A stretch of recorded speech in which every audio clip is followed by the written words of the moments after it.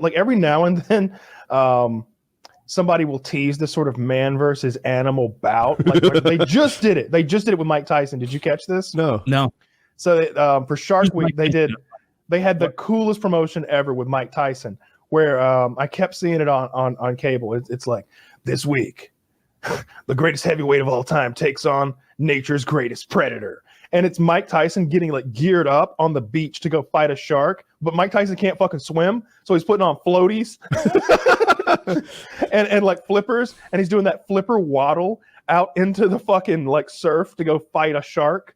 Now, in reality, of course, they don't have Mike Tyson fight a shark. That's how all of those shows go. It's an hour-long program, 45 minutes of which are talking about like how fast sharks are and what their bite pressure is. And then Mike Tyson hits one of those machines that makes numbers pop up that we have no way of relating to. Oh, he hit a 1,037. God damn.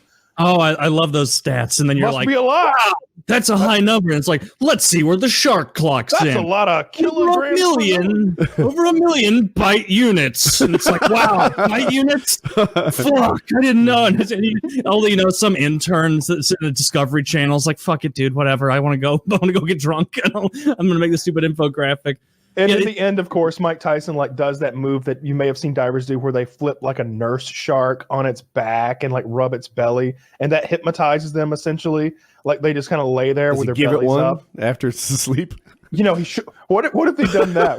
What if they like, all right, Mike, now just flip it on its back and it's going to lay there hypnotizing. I got you where I want you now. And he just starts beating the shit out of him. I brought these. He's got brass knuckles. Just literally. Where the fuck's the shark kidney? Yeah. the water fills with blood.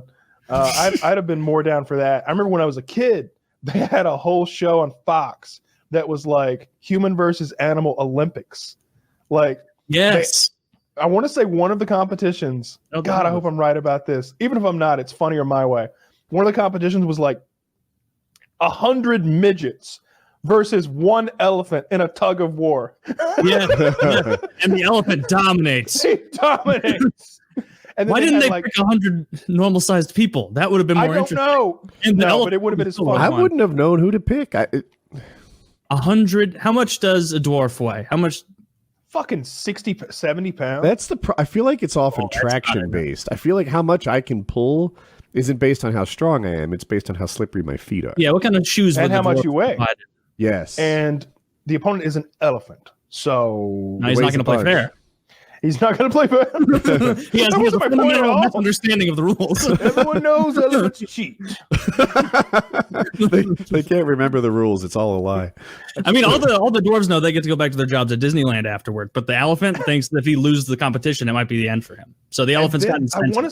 I want to say they had like an ostrich versus a black runner, and like they're literally running on like an Olympic track. And it'll superimpose it, and at no point ever is it like, oh, the human's got a good chance at this one. There was never a twist of fate where it's like, and the human edge it. No, humans get blown it should be called we're the worst animals because we're great at long distance running. But I don't want to watch long distance running. I don't want to watch some Kenyan chase down a gazelle for hours at a time. Sometimes. I'd rather see one guy be stronger than a chimp.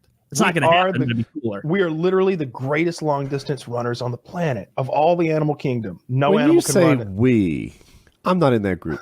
Neither am I. None of us are. But our ancestors. Well, maybe not our ancestors. We're really stealing some valor here. In our running prowess. I've never had a problem with stealing valor, and neither has Tracy at Starbucks. Good. She doesn't mind. Get that discounted macchiato. Oh, yeah, now I follow. I'm more of an AutoZone stolen valor, but you do you. I salute with the wrong hand. Just to be safe, double up. Then you know you got the right. For a second, I didn't think you knew what you. I thought you didn't know how to salute, but one of those was right.